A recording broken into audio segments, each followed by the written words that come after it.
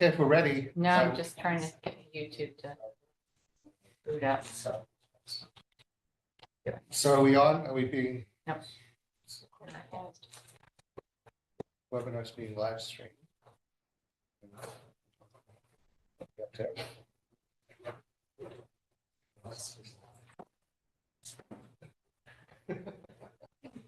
What are we gonna believe?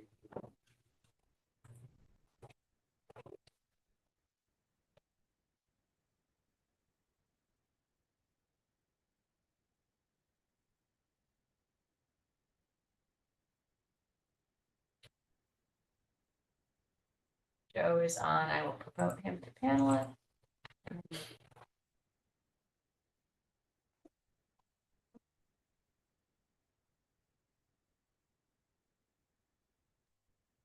I'm gonna start it. Okay. Um, There's no longer a role, there's no longer a list of people who are here, no longer introductions. I'm Joe Valentine, Chair of the committee, and I'm calling the meeting to order. To my right is John Lamoureux, to my also to my right is Ann Kelly, Dave Spurley to my left, Joe Paradiso online, and Joan Walker online. AJ Walker will not be joining tonight, he's out of the country. Guys, Our new the new agenda says that we will do the Pledge of Allegiance. So please stand.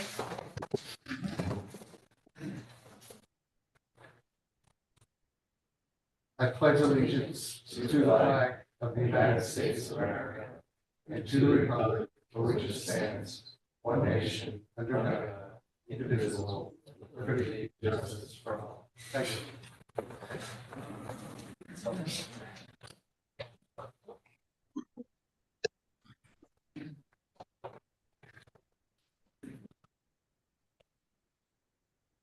And approval of the minutes from November 15th. Can I get a motion to approve the minutes?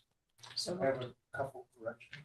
So, well, that's what we get to, Oh, that's nice. that's when we get to this, that we get to discuss. Gotcha. We'll also need a second, I guess. to- I'll second that. Okay, and go ahead, John, you said you had some questions or discussion. Just spelling of my name, Okay, and the present, members present, the first R shouldn't be there. Okay. Oh, wait, M. And then I think John picked up a couple yeah, of he sent an email. And members present, Joe Valentine, got that wrong there. It's A. Anthony, got it right later, so 1 out of 2 is not bad, I guess. So if you could correct that. Last time was me, John, so. Rotating. I don't have any other, I didn't have any other changes. Oh, and John, you had, John Couples had a change under 3 chairs' comments. Joe Valentine met with John Lamoureux, not with John Couples. Lamoureux. And then also, I think number 9 should be Brian Park, not John Park. John Park. And then I'll add one more typo under number 8, Colliers is misspelled. Gloss right over that. Yes, only one out. There are 3 L's. Oh, three. I got a new prescription. It's a bonus out. Are we using Word to do these, or what are we using to do the meeting minutes? They do them in words and then we put them in a PDF. Okay. Because there is, I gotta check, there's like a recent change, like with Word, is like it's like a extra like filter, like to check wording and punctuation, like it's really good. We've been using it, because we do meeting minutes every day, and like some of our guys are making some errors, and picks up on, actually corrects you as you do. Grammar? Yeah, it corrects you on grammar too, it's pretty good. There's some word ahead stuff too. Well, then it, it automatically knows the attendees, like it takes the name, so it'll cross-reference, make sure the spelling, because I've seen that once. Do Let's just- we have a motion in a second all in favor of approving the minutes as corrected? Aye. Aye. Thank you.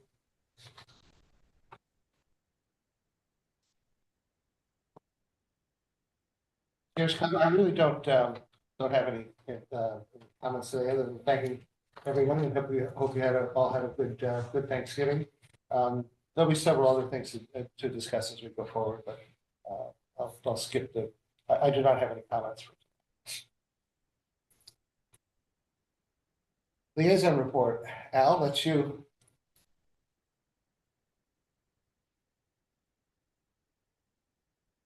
Well, Joe, as soon as you get the Congress straightened out, I'll be able to respond to your question about our grant. So I'll throw that back on you. I'll call our representative. I'm sure that the Democrats can do a lot in the current Congress. Thanks, Al. I have nothing else to add. Thanks, Joe. Invoice packet if applicable. Anything? No invoice packet today. No invoice and no budget line item transfers? None today. Thank you. Colliers update. Okay, not too much new to report. I do have copies of the cost estimate RFP, which I know is one of the old business items, so we'll touch on that in a short while. I also just today finalized the commissioning agent RFP, so I can send that electronically to you. I did bring 2 copies of that, but that is something that is based off of a previous commissioning agent RFP that was issued by the town. So I'm thinking and hoping that the review process internally will be relatively quick, but I will send that electronically tomorrow. The commissioning agent, help me with that. That is a company that helps to oversee essentially the MEP components, mechanical, component. Do they do special inspections too? HVAC, they do special inspections, associated with the project to ensure that, the installation is going per the schedule or per the documents, as well as oversight and confirmation of the system's operations and the running of the mechanical systems within the project itself. So that is something that it's typical for these type of projects to incorporate into the project. That's all I have to do. Did you want to talk about the an item from our previous discussions about the geothermal versus? I was actually going to save that and have Tom speak to that because that was something that he had followed up with Kohler Rowan. Okay. So next on the list, I guess. Okay. Start with that. So we're currently producing design development drawings. We're making really good progress. We've had conversations with all the consultants. Consultants are moving forward. We are having coordination. We're trying to set up a meeting with Eversource and our energy consultant, Innova, to talk about the potential for the incentive programs. And, we're targeting a December 22nd date for delivery of design development plans. Brian tells me that we're on track for that, so we should be in a good place. What Joe was alluding to was some past questions regarding the cost benefit analysis, or let's call it sort of a payback analysis on the geothermal system. I got a very detailed report from Kohler Rowan, who is not only working on Folsom Middle School, but they're doing a number of geothermal projects. And Joe, did the whole committee get a copy? No, they didn't. I didn't see that. I didn't All right. open the email until. We had a very nice Thanksgiving.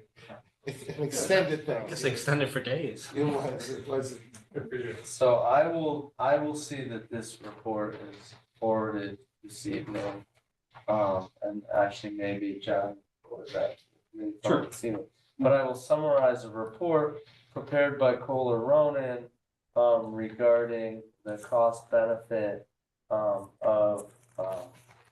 geothermal versus a VRF system.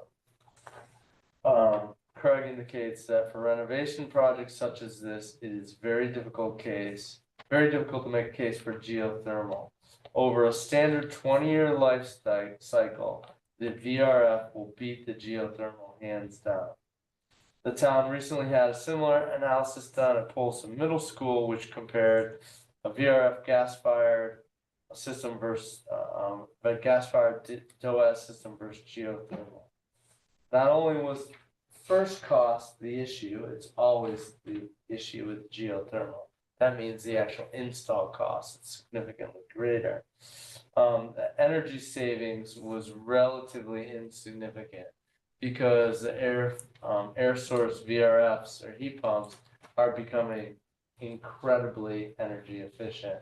So in the case of the Polson School, they determined that the actual energy savings weren't that significant. can I interrupt you just 1 second? VRF is variable refrigerant flow. And that really doesn't mean much other than it is the latest technology. That's correct. I just compare it to a heat pump. It's basically a type of heat. The present worth cost of VRF versus geothermal at that project was 21.5 million for the VRF versus 27.2 for the geothermal. It was basically a 5 million life cycle cost difference. It made more sense by far to go with the VRF system. Now, if they extended the life cycle cost analysis out further, the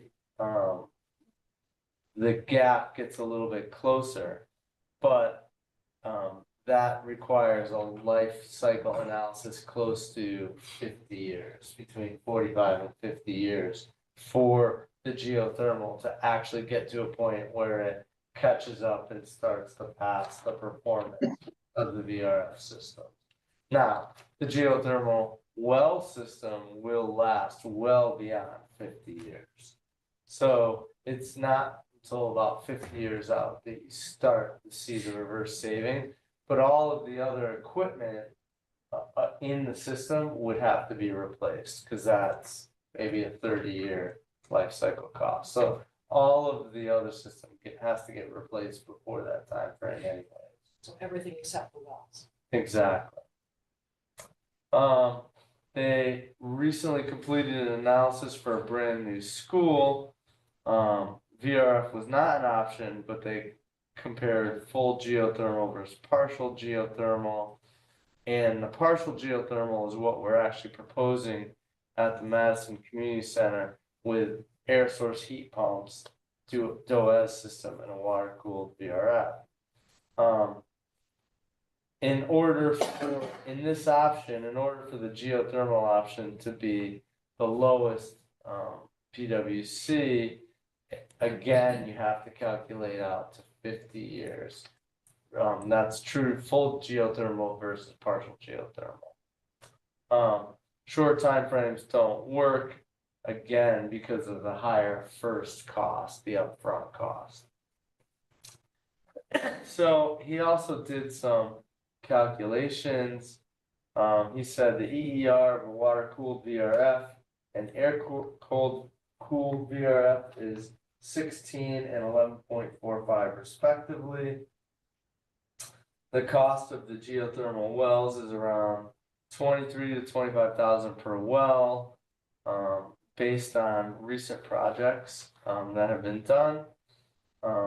Their schematic design had 45 wells, but based on their design development work, they think it'll actually be about 36 wells to do the work at about 24,000, which is a median cost. the geothermal option would cost about $864,000 upcharge from the base system. Now, the geothermal system uses a water-cooled VRF versus an air-cooled VRF. If you went to just a VRF system, you would go to an air-cooled system, and the cost difference between the air-cooled system and the water-cooled system is an upcharge of about $245,000. So essentially, he identifies the upfront premium to do geothermal system at $660,000, based on the current setup. He indicates that high level energy savings between water cooled and air cooled VRF is somewhere between 12 and 15,000 more per year for the air cooled system, based on the difference in EER.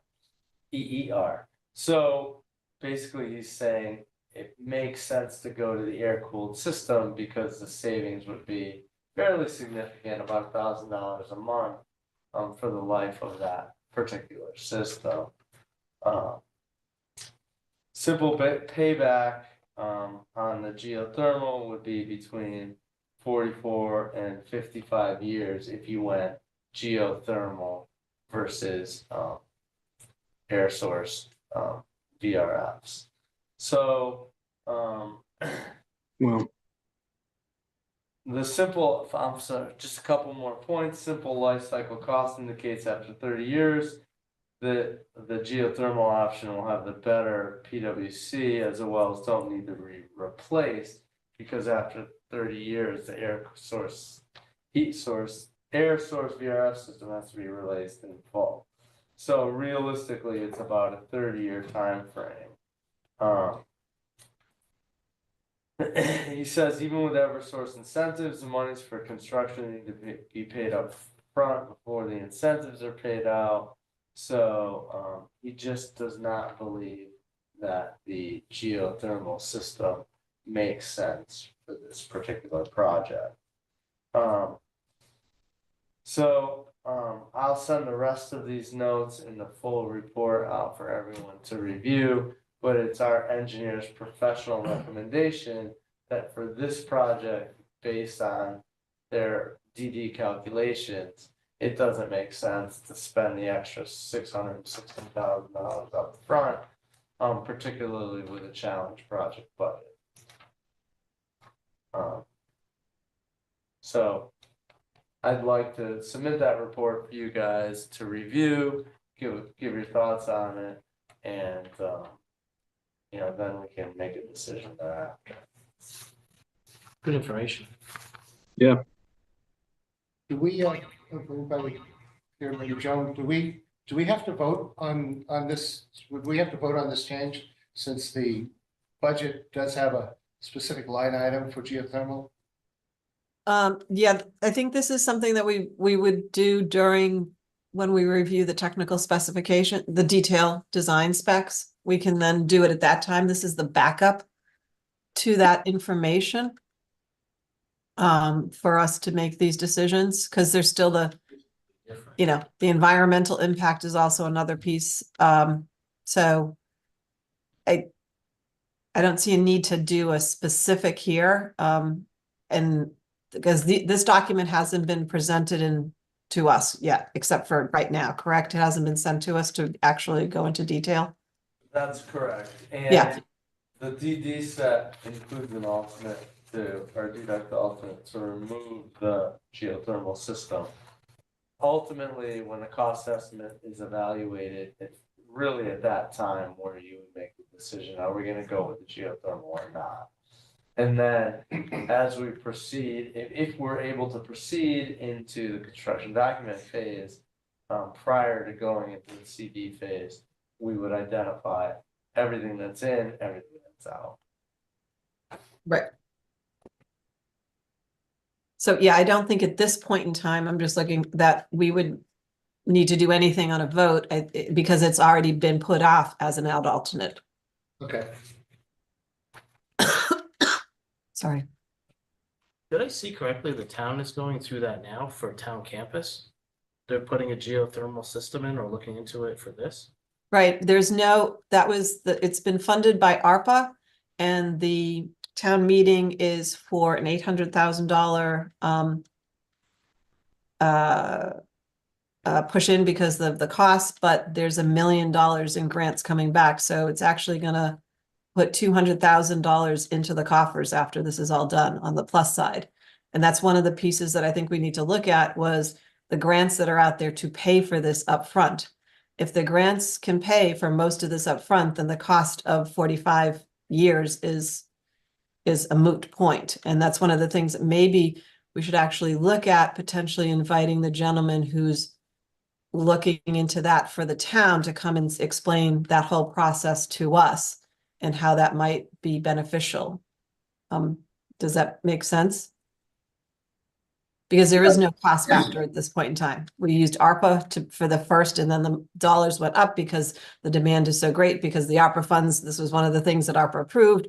So all of a sudden, instead of being on the leading edge, we now there's a high demand for all this stuff, and there may be some significant money out there that we're unaware of I to think cover it's the worth initial a costs. conversation. It's worth a conversation. Keep in Yeah. mind, because of the configuration of the building and the way the units where the units have to be located, this would not be a full geothermal system. This is a partial geothermal system.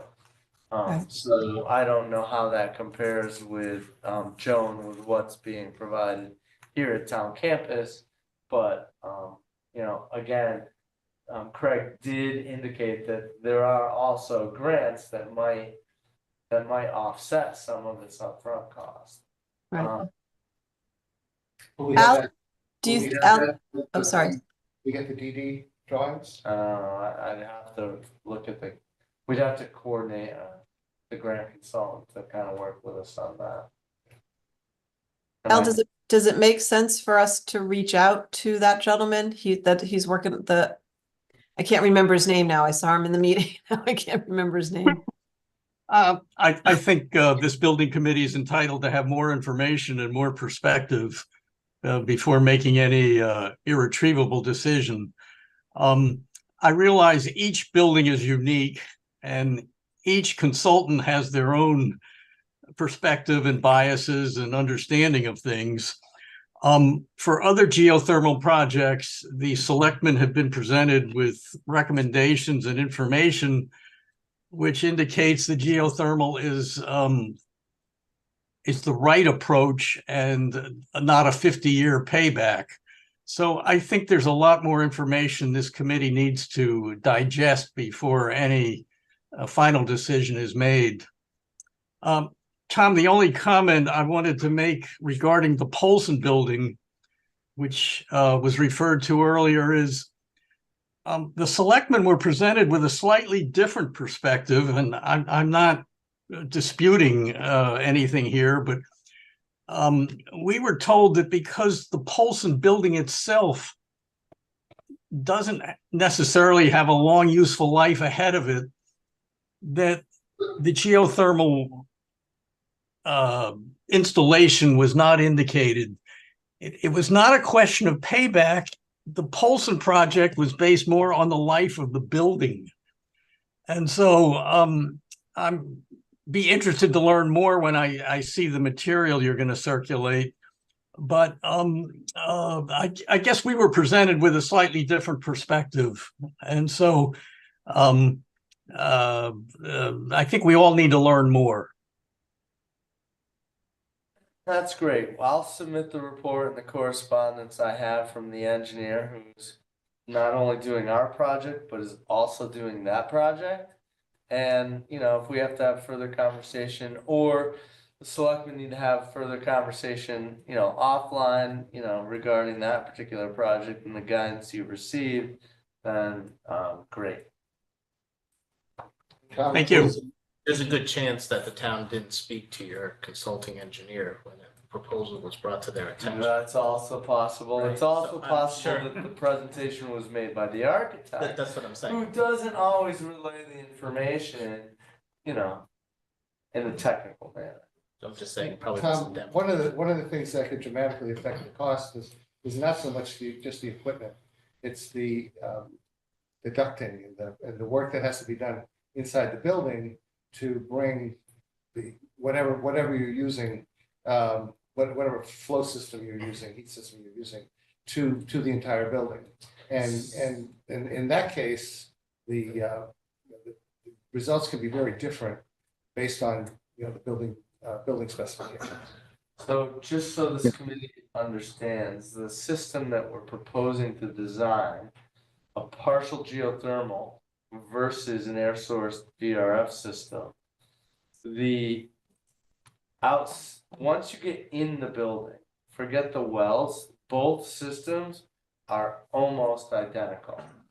The difference is in the water source VRF system, the geothermal wells are the source of the refrigerant, the coolant.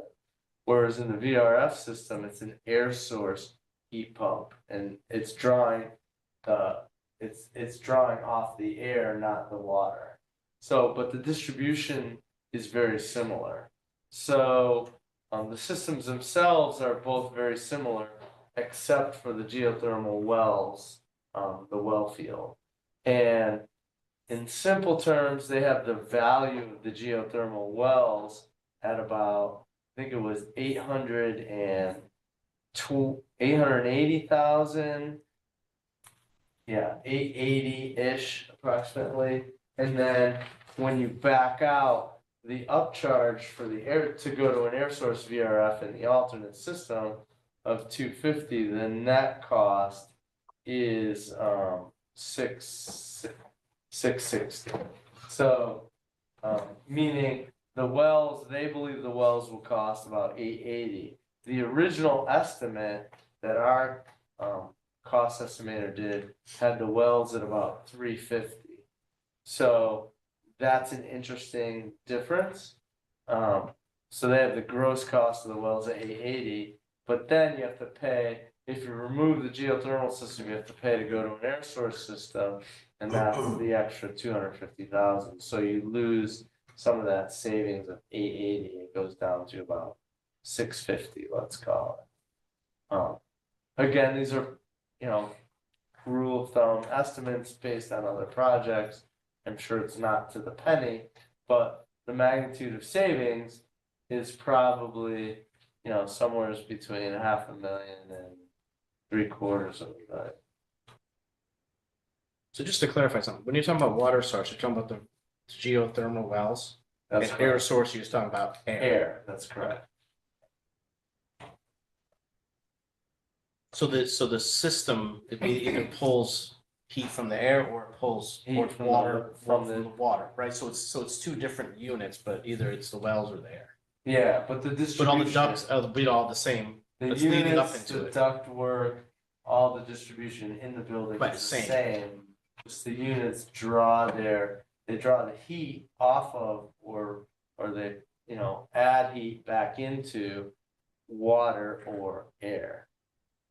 The medium that the heat pumps use is water in one system and air in the other. And the geothermal system has not just the wells, but it has, some piping, but the air source system has piping, but it's refrigerant piping.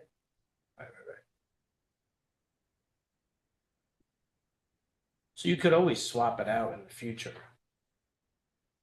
on the replacement, right? Because 30 years, When you do 30 the years from replacement. now, there may be obviously different technology, right?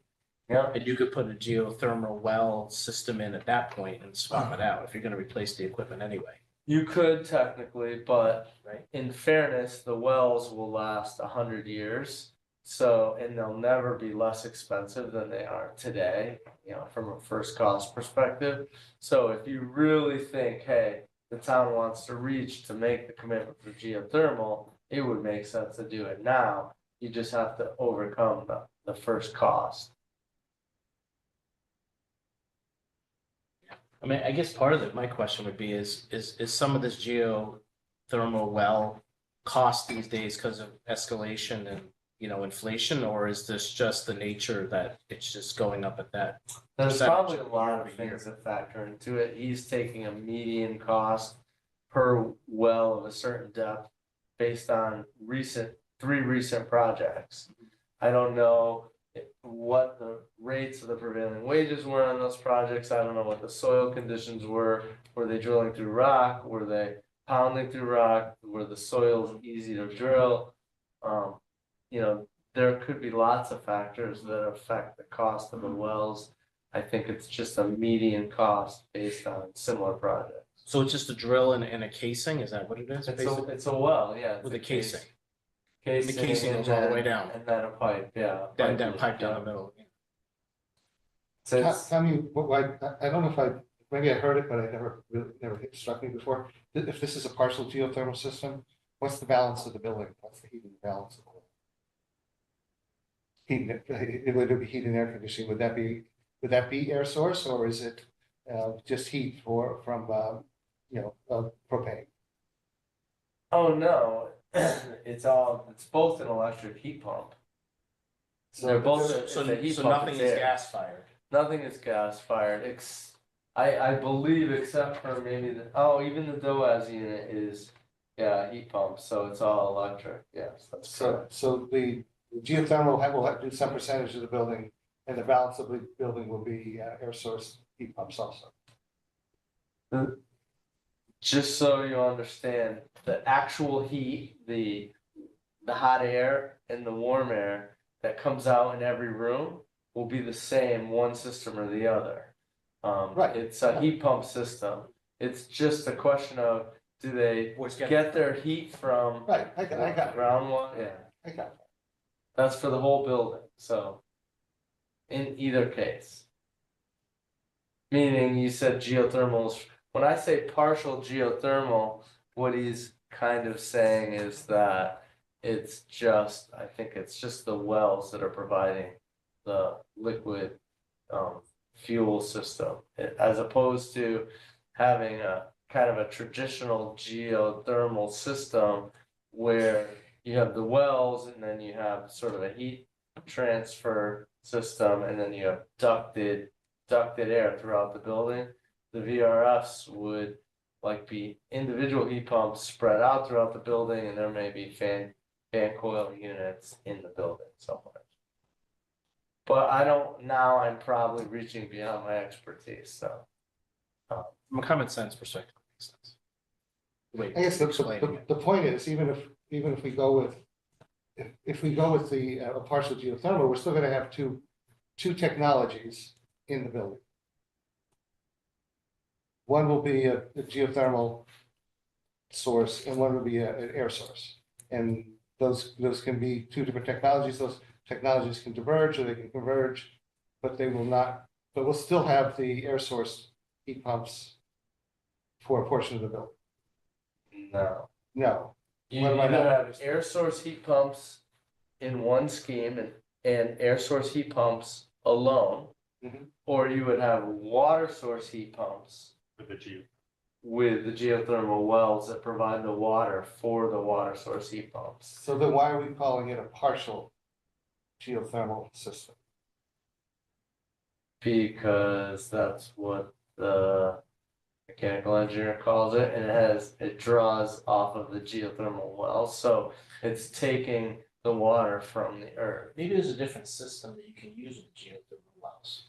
And we can't use that here, and he's offering his heat pump transfer water source. Well, I don't, my experience with geothermal systems that we've done, like at a high school, is that you have a well system and then you have a heat transfer system and then you have ducted air throughout the whole building. This is, a water source that feeds the heat pumps. yeah. And then the heat pumps take that coolant to what could be a mini split in some places, or it could be a fan coil system in other systems that Depending on what it provides is. air to the Yeah. space. But the distribution is in ductwork. The distribution is either refrigerant or tempered water. And it sounds like we're picking up efficiency because the geothermal system is more efficient than the air source system. right? Has a Yes. 16 point That's something my ER understanding. compared to 11 with the air, whatever you said, the That's difference. correct, yeah, the difference between the systems is, the difference between the water cooled VRF is 16. And the air cooled VRF is 11.45. That's what I'm saying, it's less efficient than air cooled. That's correct, Well, makes sense. Because your water temperature is gonna be more consistent than your air temperature. Outside. Heating. Thanks, Tom. And you're gonna give us the full report as well as, That's correct, I'm gonna submit. We'll take a look at it. and that's a summary in the email. Yeah, and there's it has, somewhere- it has the calculations, I read to you a summarization of this. So I will submit the report that I have, if there's any questions, I can have the engineer available to answer a question. Because it's already past my technical capacity. Just being honest, But these are the systems that he's moving forward with in his design. it's correct.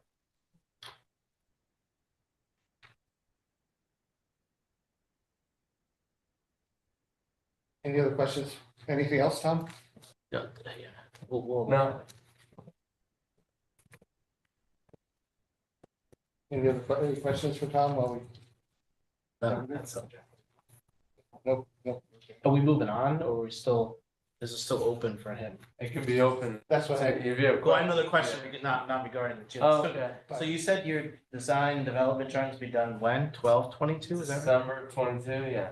12/22. Yeah, right before the holiday, but, you know, honestly, that means that the cost estimator gets them before the holiday, it doesn't touch them until after the holiday, and then the estimating process starts. So when do we get to see them? 12/22. Yeah, you'll see them at the same time. Yeah, but the cost estimate will be done like 3 or 4 weeks later, is that? I believe so, probably, or because of the holiday.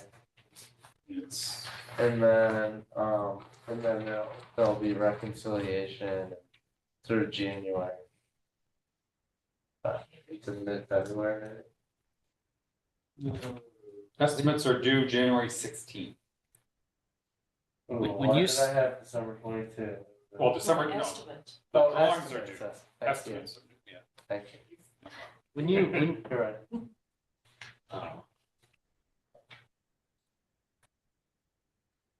So you'll send it to the estimators, then they'll come back to you with questions about what's on your drawing. Do they have any comments Yeah, or? usually they'll put their estimate together if they have, based on the DD drawings, which are much more detailed than the last set of drawing. If they have questions, they'll submit questions to us, we work with them internally. Same would happen for your estimator, they'll get the drawings, they'll have questions, they'll, you know, work with our team, we'll provide them questions. Then we'll get 2 estimates that look like apples and bananas. And then we'll work to get them in the same format and so that we can compare them, and then we'll compare them and reconcile them and then have a discussion about the cost. So it's the January 16th date that reconciled numbers or the actual list? Those are the actual estimates. So what's the date for reconciled?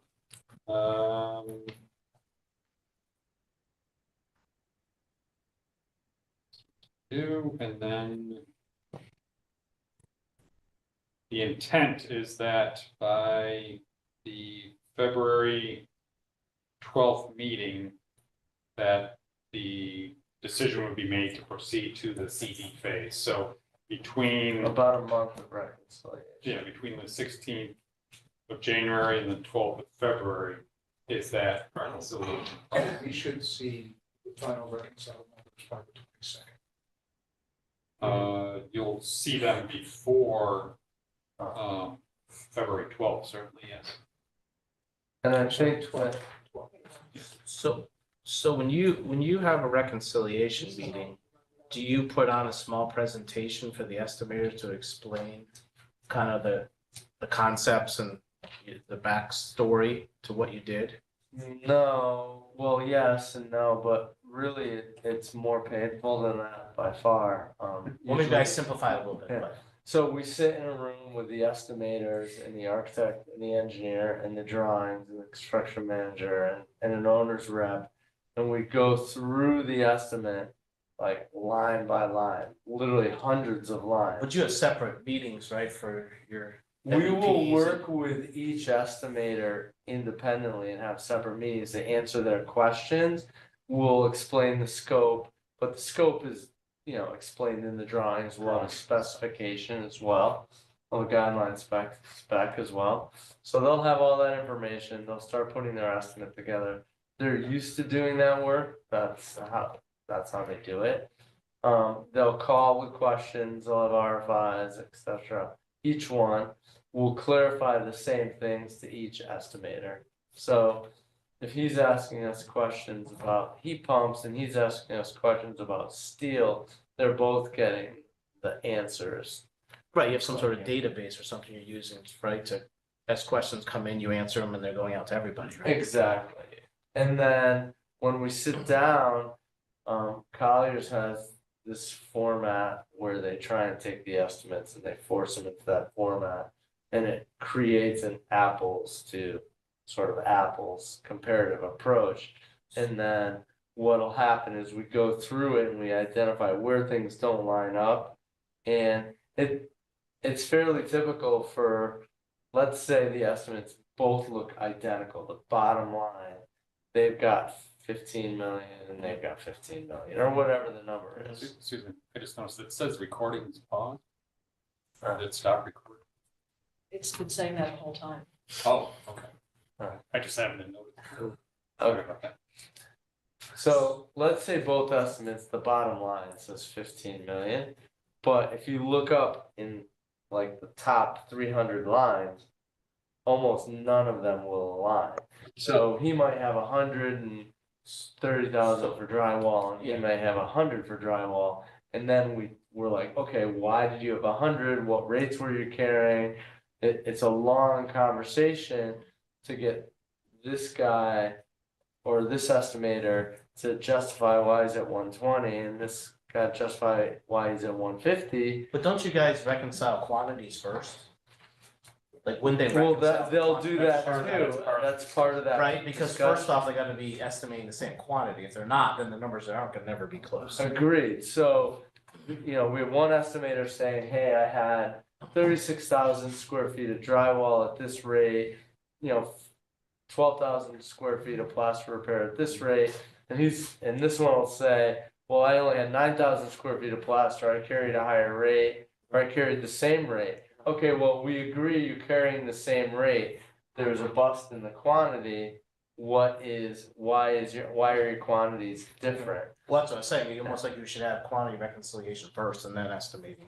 We do, but we do it line by line by line. And a lot of times, if everything lines up, let's say he's got 32,000 square feet of new paving and he's got 31,800 of new paving, we say, hey, You reconcile let's the middle, split it yeah, you split the difference. 31.9 Yeah, and no, move on. that makes sense, cause it's just an estimate, it's not. Yeah, And those. And they don't use the same, they use the same estimating software, right? not necessarily, but they're forced to put it into the same structure, same It'd be nice if format. they use the same one, they can print the same reports and you can just compare them, right? That'd be too easy. Well, I mean, that's, Yeah. in the heavy highway construction, I mean, that's what they do when you're having independent costs, that your ICE would have the same software as your contractor's using, so you can compare the two. I mean, an apple and an orange isn't, takes a lot of time to figure out, right? Yeah, it's painful, it's really not good, but I will say it's an awful process, but it's a very good process, because at the end of the day, when the estimate is complete, that will be the number, it will be a pretty good number. Now, we may not like it, but I'll be able to tell you, we have a lot of confidence in this number. So have you had quite a few projects go out to bid like this year in the last 12 months, say? I'm just curious on the percentage of how, or maybe Collier's question for you, like how close have they been coming in? We actually have had a pretty consistent track record of being within 4% bid to from where. Even like in the last like 24 months? Yeah, That's pretty good. Yeah, because of this process. I'll be honest, I hate this process. I would strangle these guys for making Well, me it's a go lot, through this it's process. not really architect work, right? No, and it's a lot of work. It's No, it's I know. painful. I know, It's awful, and it's their fault. I know, They've I hear you. done it in the whole industry, but I'll give them this. It's a good process, and it's a good process. And those estimates are also shared between the estimators in advance of the. No, I know, and that makes sense, So they because can it's see what not the a other person's contractor's looking at. estimate, you're trying to get, Yeah. you're trying to get a refined estimate close to what you would expect a contractor to bid. Yeah, I mean, that's the goal. and as we go line by line by line, a lot of times we're like, oh, we saved $5,000, great. And then we'll realize, oh, but you forgot to carry money for this, or you forgot to carry money for that. So, once everyone's in the room, it's not only quantity, it's also scope reconciliation and then cost reconciliation. Well, that's what I was saying, I think, if you're doing that, that's great, because obviously as the architect, you're the one that knows the scope, right? And shares it with them. The other benefit to that system is as we're going line by line by line by line, we're like, oh, well, maybe that can be an ad alternate, or maybe Right, that right. can be a VE item. Right. So we're identifying items ahead of time that we think, well, if we have to save dollars, how'd that get in there? We're spending a lot of money on, cherry countertops instead of, Formica. It's like, oh, okay, there's some savings, so, Do you guys do the like a variance report? yeah. So you can identify which ones you're off by, say, 25%, which ones you're off by 5, and then the ones less than that, you just let them go, or whatever it is, right? Yeah, and that's part of the reconciliation. That's what I'm saying, right, because you only. Compares and contrasts the cost from each of the estimators. So you'll get a spreadsheet that has 3 columns, Mhm. This estimate, that estimate, reconciled number.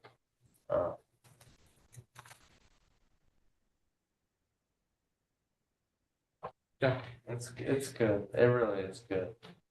Well, we want it to be good, right? I mean, again, we may not. No, like but I'm the saying, news no, we but get, it's, but we would hate to not have an accurate estimate put out the bid and we're off by 12-15%, right? We don't want that.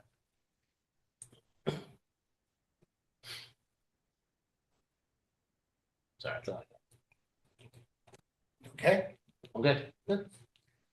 well, we're on that, the update on the third-party estimator RFP. So I think we sort of, touched on that, the point, or the benefit of having that additional estimator is to be able to have the apples versus the orange, comparison. To have another set of eyes looking at the documents, providing another set of numbers and costs, and then being able to reconcile that. Without, the third-party estimator, you're strictly looking at just one set of numbers, and you don't know, potentially where some of the inaccuracies could be. So the objective is to have that second estimator looking at the same set of documents and providing their numbers to ultimately, contest the other estimators' numbers and, their documentation to ensure that in the end, reconciled number is where you want to be. So that, ultimately is the point of, hiring a third party estimator. But is the RFP vetted by the town? It's just a matter of putting it out on the street? Or is Yes, it? yeah, that has been reviewed. There were a couple of minor comments from the attorney. I responded to Aaron with those corrections, and the document is ready to go if it is something that is looking to be pursued. And there was some, I was asking, what is the value of this? Is it, what, other than the being able to say it reconciles and the discussion, but what's the hard number cost on something like? I mean, it's hard to say until obviously the numbers come We have back. a budgeted number. The budget number was $25,000. For this one RFP or for for the one RFP for 2 cost estimates, the DD phase and the CD phase. So the intent is that, you know, the proposals would come in at or under that $25,000 line item. And that would address their their estimating of both the DD set and then the CD set. You do it at both of those stages. I think in my project proposal, my budgeting internally, I carried 16 or 20 for two estimates, meaning that's what I presumed I was gonna have to pay out. Sometimes we can get it for a little bit less. The DD estimate tends to be the most expensive estimate. And then when they get into CDs, they can use the information from the DD estimate to help Yeah, them they already have generate it. backbones. Yeah, a lot of it has already been, So it's a little bit less, so 25 is a good number, I would like to think you can get it for less than that. Do we have any recent history on that? I mean, we've had a couple that have been in the $20,000 to $25,000 range for the most part. There have been some that are higher, but to be honest, it also depends on the project size, the scope.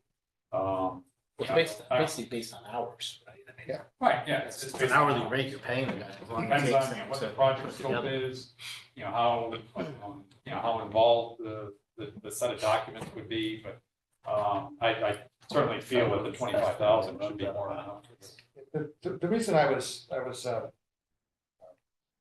hesitant to actually approve this the last meeting is that, right now, we're in the $2 million plus over our, the current estimate is 2 million something over the, original estimates. Has to be made up somewhere or made up somewhere. And I just wouldn't want to come with, at the next level, even at the DD phase, with a, $2 million, and, $2 million, again, another 2 million or $2.5 million difference. And then have, trying to reconcile that when, we can't build a $2.5 million, put $2.5 more million in. What could, we're not gonna reconcile $2 million. Well, It's just speculative right now, let's get the information, that was the plan, and then we'll have that conversation. Well, that's the point that, well, if there's a slight delay, getting your estimator out first, and then going out, determining if this is the right time to get the, the second estimate, our estimate, and go into reconciliation, or, is there something else that has to be done with the project before we think we can get close enough to a number that we can build? And I don't want to spend $25,000, which isn't, it's not much in the budget, but it's something, if we're just gonna have to start over again. Well, the good news is you're not gonna spend $25,000, you're gonna spend 12, yeah, or whatever that is, and then, but I don't think you can get the information, I don't think you can get the really good information without doing this exercise. And it's just a pre-development cost. And at the end of the day, you'll know that the number that you have is a good number. Part of the problem with the first exercise was, well, we think it's a good number, but it's a single number. We're doing VE based on sort of an SD or, concept design estimate, right? We don't know how strong that first estimate really was. Yeah, but Tom, you and colleagues have been working on this project for 10 years, maybe, a long time, 5, 6, 7 years. Your estimate and your knowledge of the project are going to be significantly better than, a third party who comes in cold. And so why wouldn't your estimate be much better considering your longevity with the project? Just because well, our estimate, the one we did at SD, was done by an estimator, so that was good. Yeah. And you're using the same estimator. We're using the same estimator, yeah. So he's got some backbone already, which is good. Well, I think the challenge here, Joe, is that we're replacing all of our MEP and that's like half of our budget potential. Well, So I don't think you could expect, you know, Tom to know exactly what the MEP cost was gonna be on this, you know. Other than we're renovating a building that already has potential reuse of some of those components, which you can't do here, right? So this is complete. I'm actually least worried about the MEP. The MEP, you know, at $160 a square foot or whatever the number is probably pretty close to the ballpark. So I expect the MEP numbers to be. No, but I'm saying is when you're putting your estimate together, I don't know if you figured it was gonna be that much. Oh, Originally. no, when we did the You know what original I'm saying? That's what I'm project, saying, original, you know. we had made some presumptions in the original project thoughts that some of those systems could be reused. Right, well, like, how can we renovate this building in a cost-effective way? Well, let's reuse some of the distribution. You know, and then we're finding out, wow, it's not physically possible. So. I didn't give you an answer, we talked in a circle, I'm sorry, but I get your point, it's like if we go through all this exercise again, and then we have a $2 million gap, and we can't reconcile a $2 million gap. You know, should we do an one estimate first and see if we have to, you know, pull real scope before you spend your $15,000? That's a real approach, but it costs a lot of time, and time is money too. I think, you know, it really just makes sense to make that expenditure, do the estimate at the same time. Especially if we don't and we wait, we're still gonna have to pay for the second estimator to put his estimate together, right? His backup, all his documents. it might be, And it might meet be back with Tom, and there's gonna be a lot of hours we're gonna spend on the But we might- recon mission, basically, right? to get- we might have to do a major change in scope. To get down to something that, before we get the second estimator, and then we'd be doing it, that second estimator would be, our estimator would be doing double, we pay that twice. Well, I think, and the other thing is, I mean, I think the hope would be is that the second estimator, maybe he's estimated a couple other buildings recently and he has some clearer numbers or better numbers on some of these mechanical systems or whatever it is, right? Could be anything, I The guess. town's Maybe- estimator should have that same knowledge. That Well, wouldn't be, yeah. that wouldn't be a That's gap in fair, the but town's they're knowledge. not perfect. The benefit to having the two estimates and reconciling them is they're both looking at the same project and they're looking at it in different ways. And when you see the estimates, and this happens a lot, the bottom number might be very close in both estimates, but the way they got there is very different. And, you know, sometimes there's a lot of savings and reevaluation discovered in the comparison of how they got to their estimate. As they change their assumptions. Right, and it seems to be more efficient to be able to get them in at the same time and look, so that everybody's looking at the same piece as well, versus one doing it one way and then you guys going back again. I think to me, it's compared to the budget, I think it's actually a good cost that we need to go through and a good exercise we need to go through, because like you said, if they're coming at it from different perspectives, you know, one person could sit there and go, well, there's this much savings. Well, oh, if we do it this way and then combine it with this, and those two make this much, you know, you can kind of piece together potentially some really good savings from the two estimates. And I think that's where we're going to be needing that second opinion. That's my opinion. And I'm going to go mute again because I have a coffee. I'd like to add on to what Joan said. The cost savings that between the two estimates on a $15 million project. Do you see more than $25,000 worth of savings come out? Or do you see sometimes it's plus 25, sometimes it's minus 25, sometimes it's nothing? We're paying $25,000, are we gonna get our $25,000 back in savings? I think you're gonna get your $25,000 back in value. I can't guarantee you it's savings, because maybe we drew something extra, like now we're layering on details about finishes and scope. The number might be bigger, because maybe I drew too much this time as we got into the details, or maybe there was things that the estimators didn't have in their first estimate because it wasn't as detailed. But in terms of value, I think at the end of this process, you are gonna have a number that and backup that you are 100% confident in. So now we know whatever that number is, whether it's whatever the number is, X, we're gonna know that's our number, and wow, if it's the budget plus, not budget, but if it's the where the estimate needs to be plus 2 million, all right, well, we have a real problem. We know for a fact that the delta is +2 or plus 1.5, or maybe it's -1.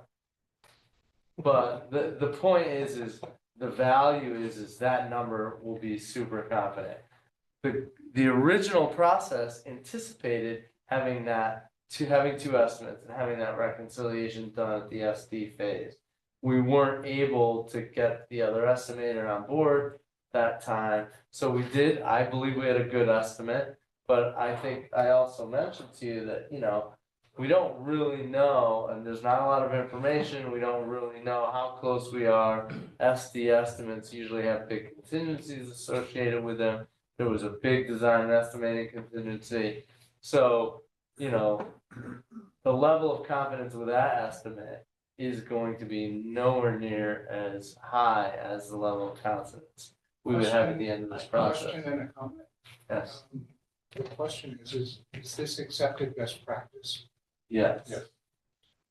And the comment would be if there's a gap between the first estimate and the second estimate, I would imagine it makes the reconciliation process immensely harder, because now you've got somebody trying to remember the estimate they did that now have a gap in time between. So they're gonna have to pull out the notes, refresh your memories, and so I think it seems to me, and it's just a comment, but it makes sense to have those estimates done as close to the same time as possible to help streamline the reconciliation process. Yeah, Oh, yes, I mean, ideally, you do want to have those done at the exact same time. So that if there are questions that are being asked by either estimator, they're getting the same answers at the same time. So that going into that reconciliation timeframe, they're both on the same page, as opposed to, I think, your question or concern of having the initial estimate done, Tom's estimate done, and then, okay, we're not so sure we like that, let's wait and now get the other estimate to come in. Well, now you've got another 3 to 4 weeks, you've lost that time frame because you really can't proceed on the CD set until you've reconciled everything on the DD set, and then you know where you're at with respect to the cost. So yes, ultimately you do want to do those concurrent. If I'm pressing hard, I'll tell you why. We're almost a year into, we're a little over a year in this, not even maybe, I don't know, whatever it is, we're about a year into this process. And so far, all we've done is pay consultants and architects. We don't have a shovel in the ground yet.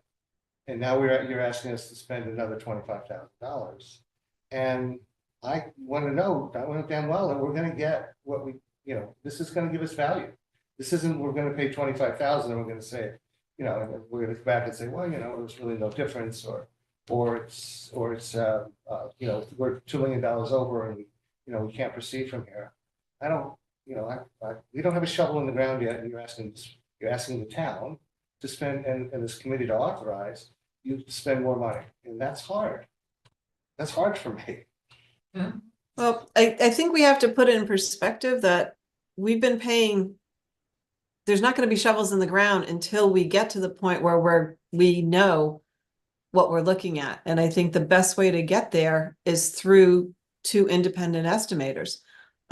We need to spend money up front. We've been spending money on project management. We're spending money on architectural. There's all sorts of upfront costs prior to construction. And, I think this will get us the better, as far as bang for the buck goes. I think that the 25,000 will be very well spent. It's standard practices, first of all. It's also a way to double check that something hasn't somewhere along the way gone a little awry. I mean, you just never know. You get into the weeds and you're focused and you think that everything's all set. And no matter how many times, let's face it, we look at these things, another set of eyes is always, to me, a good thing. I'm in the, I do quality assurance on people who've validated their code, and I go in and then I try to quote unquote break it.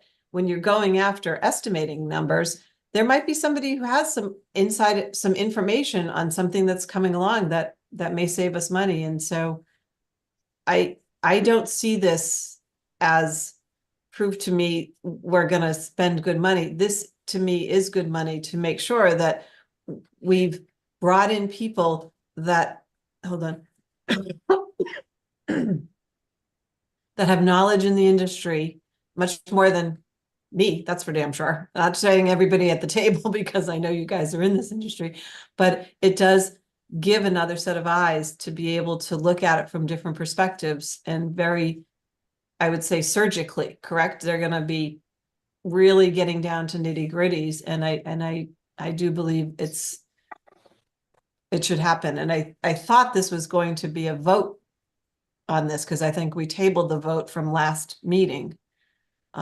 rather than just a discussion, but that's just my thought.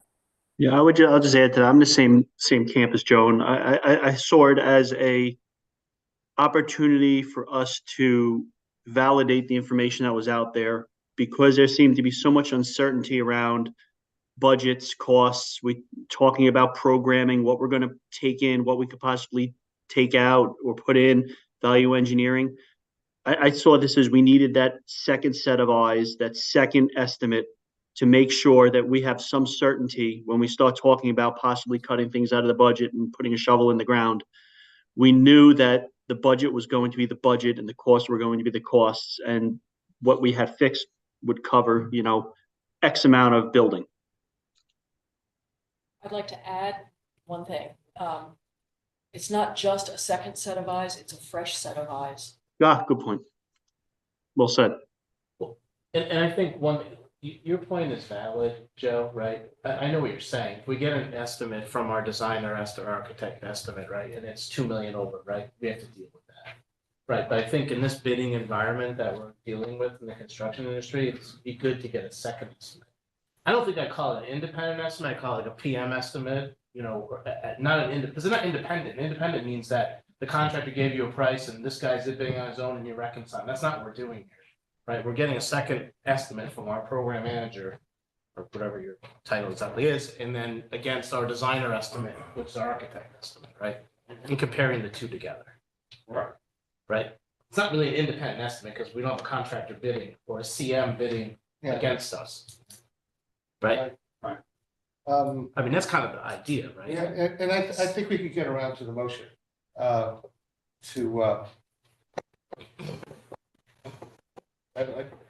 believe that we did, whether it says this in the old business or not, I think we can get around, we can have the motion to move this forward or not. Yeah, we can just open the agenda. It's item 12. But that's update, it's not a vote. So it's just the terminology needs to be. We can do a 12A. So we need to get the RFP out ASAP. Because Right. we want them to be able to get the estimate at the end of December, get the design documents at the same time, right? So we got get this out next week. And then give them 2 weeks. What is the schedule? That's what I'm saying, it's. Well, it keeps getting pushed. So say the RFP goes out tomorrow. How much time are we giving bidders? I have a due date of December 7th, which is next week. It's 1 week. I mean, this is not something that they need to expend a lot of time on. Correct. So Basically, luckily it's not something you need 3-4 weeks to do, analysis and assessment. But 1 week should, hopefully be sufficient. Well, we to want get them response. in to be able to approve them. Well, I guess we don't approve it. Do we recommend to the select, is that what we do? Joe? Right. So we need to have it in before the next meeting. No, when's our meeting scheduled, right? To be able to review it and take action on it. Right, and that was the intent that, the responses would be back before the following meeting. Which is So the next meeting is December 11th. 11th. So I guess I'd like to move to update the item, old business number 12 on the list to a 12A, which would be not just update, but to vote on moving forward with releasing the RFP for releasing the RFP. That, I'll second opening the agenda to accomplish that. any discussion? All in favor? Aye. Aye. Okay. And now we vote on the actual item. Sorry, keeping us legal here, guys.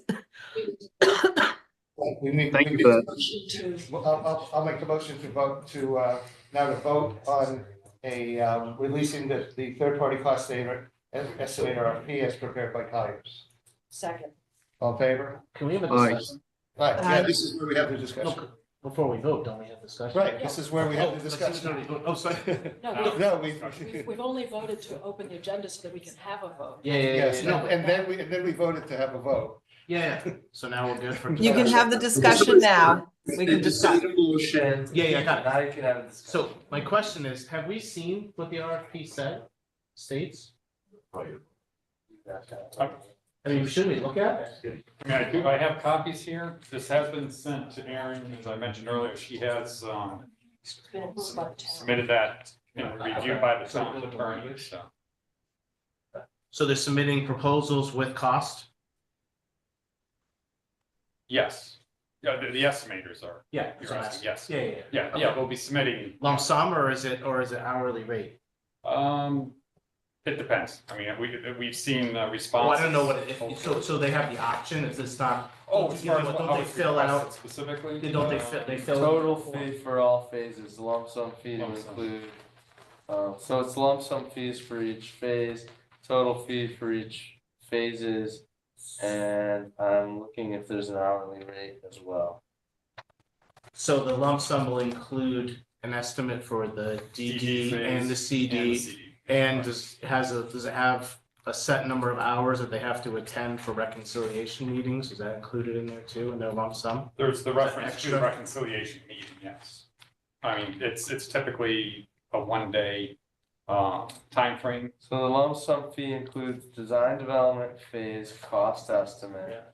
Estimate reconciliation meeting with design team and owner's project manager. And then a value engineering meeting with pricing.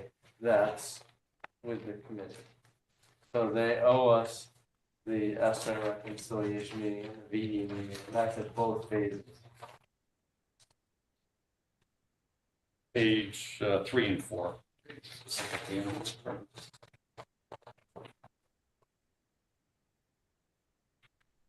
And this has gone out to council for review, correct? it has been reviewed by the town attorney. That Here. Yes, town council, okay, good. Does Colliers release this or is it town release? town releases it. I'll notify Erin tomorrow morning. Actually, I can email her tonight and let her know that this, assuming it passes approval, will be issued and posted by the town tomorrow.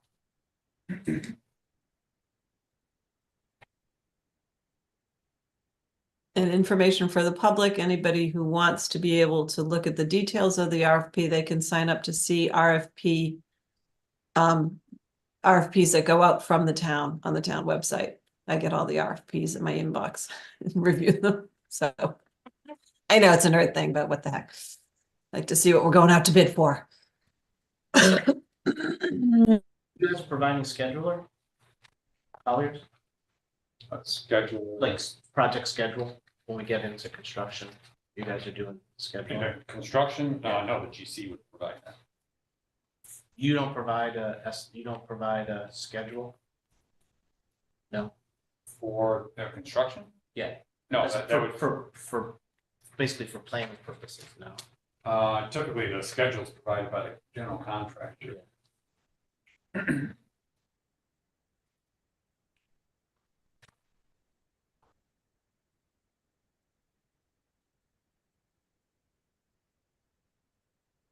we still have, I'm a little confused by the question. We still have the milestone schedule where, you know, we would be tracking and documenting any, you know, meetings and things to that extent. But as far as the construction project itself, that's scheduled, provided by, in this case, the GC.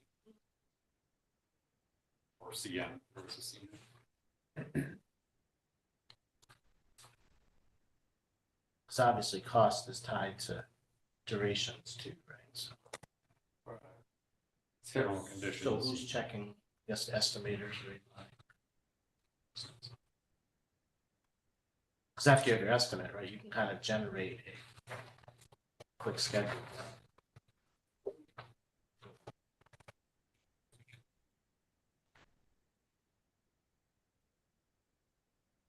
So once they get through the night, they're only required to for input through the 90% construction document phase. Right, because essentially at that point, No, I know, that makes sense. oh, So if it gets to 100 and we don't end up accepting any of the bids we get, then we'll have to pay more for our estimating to go back and changes if we take that route. It's not part of his agreement. The changes after. So hypothetically, if the project comes in over budget at bid, so we'll have reconciled DD, we will reconcile at 90% CDs, right? Once the scope's reconciled, the AE team will put any final revisions left together, which is that 10% or 5% or 3%. We'll make those revisions, change final scope, put bid documents together, it goes out on the street.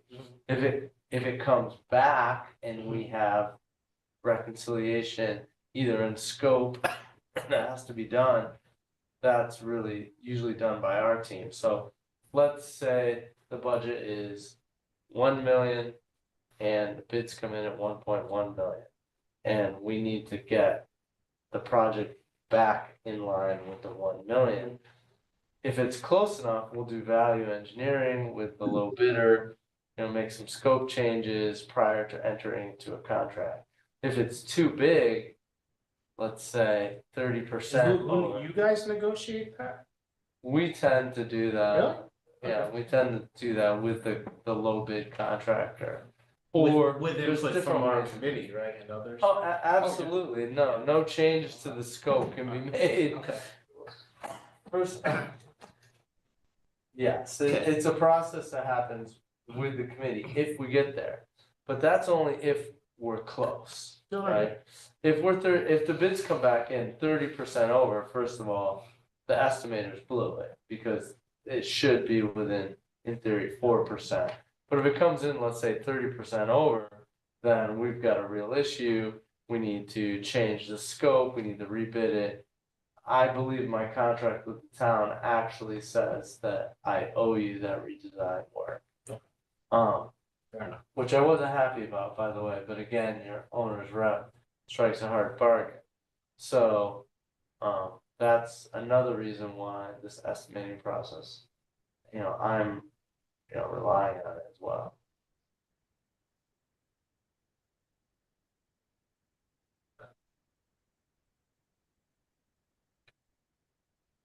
Discussion before we vote? No,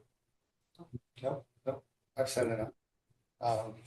All in favor of recommending the RFP for the construction cost estimating services be sent, do we have to send this to the town now?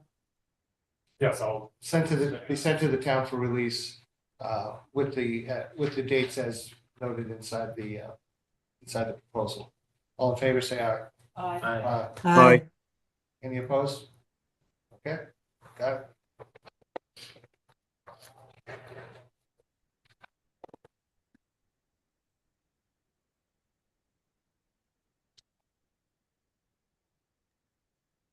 FYI, we have no public. They're all at the football game. Yeah, Scott, you could be public if you like. Would you like, do you have any comment? I did actually have one comment, and not to get into any kind of conversation tonight, but I think the other thing to keep in mind is some kind of message out to the public within this process. So everything's been really detailed tonight in terms of what you're all doing. We still need to think about how we're gonna message information into the public and think about that piece, which I know was heavy on our minds when we first started talking about the $2.7 million. And I just want to remind everyone, including myself and everyone else that's involved in this, that still has to get mapped out as we think January, February. Well, we haven't, I'm not sure where it sits on John's, milestone schedule, but we had talked about going to the public after we get through the DD phase. The estimates that we have now are, some are old and some are, and there's some variances between them. We'd like to get some real numbers and also identify the value engineering that might be required before we go out to the public. We're not going out to the public to, approve the design. It's going to be informational, and people get to ask questions. I mean, now even I have friends that say, hey, where is that? How's that project going? I've been talking to you about it for the last year. You've been listening, but that is a gap that we have. That this is all public, but it's not widely distributed, and we need to go directly to. We need to take some time to go directly to. Thank you for reminding us. Yeah, I've been trying to keep updated when people ask questions on Facebook. I've been trying to give just the facts of where we stand and where the process is. And, and that we are going to have informational sessions so that people can have some discussions on the needs versus the wants and things like that. And, we're going to come down to, we're going to secure this building. We're going to make sure everything's working well. And then what else can we do? And I think that's going to be the big part of all these discussions. We're going to be moving groups in, and then this is what's left over. And So. if you haven't, I don't know if you caught last week, I asked John to look at eventually and begin looking at if we do make any changes to the original design, what programming does that take out, and how does the rest of the programming priorities work with the building that we have? And John did the work on taking the public opinion, putting it into some coherent form. So we'll do that. I asked John to do that when the time comes.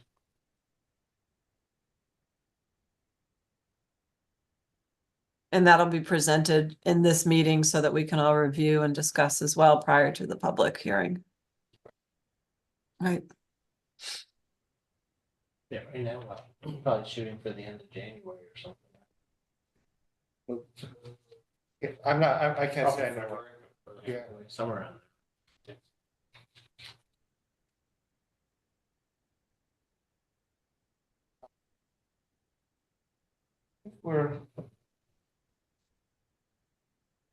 Oh, Joan, the new business was the update on the meeting with the town finance department. Still has not been scheduled. I will continue to try to figure that out now that we're into budget season. It may actually be easier, believe it or not. I will reach out again. There's another spot here for public comment. Has anybody joined in the last few minutes? Okay. Any other business? Any other comments? Motion to adjourn? I think most of them. Second. All in favor? Aye.